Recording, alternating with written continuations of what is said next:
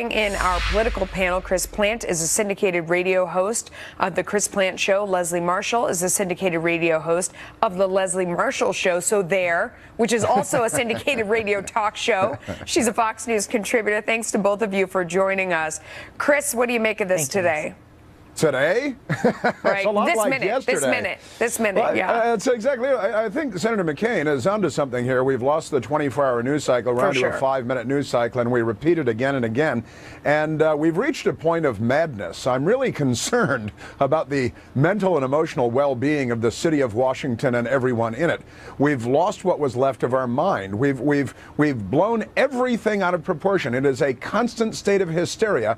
And the appalling part of it is that this is really what we're witnessing is the Democrats campaigning for the midterm elections. That's what this is all about. They know there's nothing impeachable here. There's no obstruction of justice. They know that.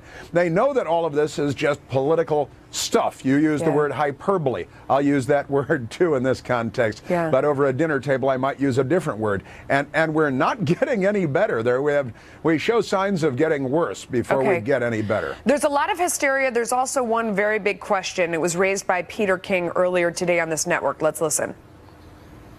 I'm just saying that if this was as serious as it's now being made out to be, why has Director Comey been so silent for the last 2 months? It's a good question, Leslie. What do you think?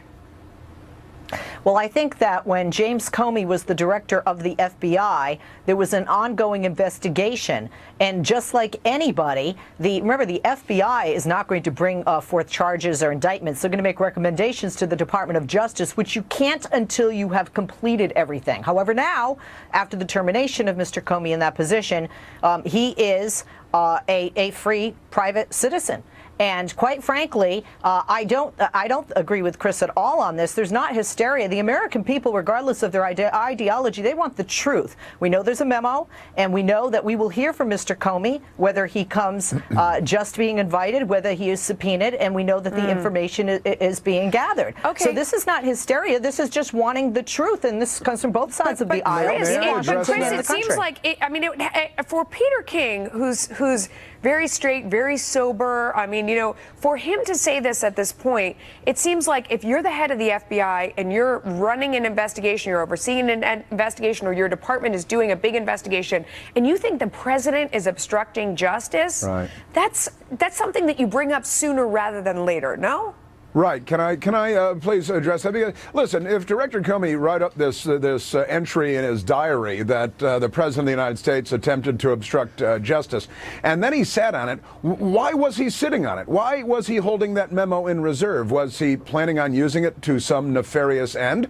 If he's Mr. Integrity, as he's supposed to be, sort of on again, off again, depending on which party you ask on any given day of the week, why did the FBI director, who witnessed this effort to obstruct justice, hold it in reserve? Is he J. Edgar Hoover? Is he the head of the KGB? Was he holding this for political purposes? And now we're told that he's going to be doling out memos one at a time for maximum political effect.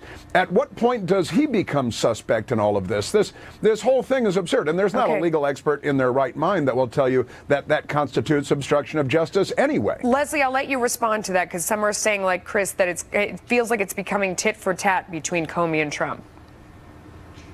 Well, look, it's not just about tit for tat. And Chris, there are many legal individuals, whether they're left or right, that have said, if in fact this is true, it is obstruction of justice, including those that worked in the Nixon White House and in the Clinton White House, or both.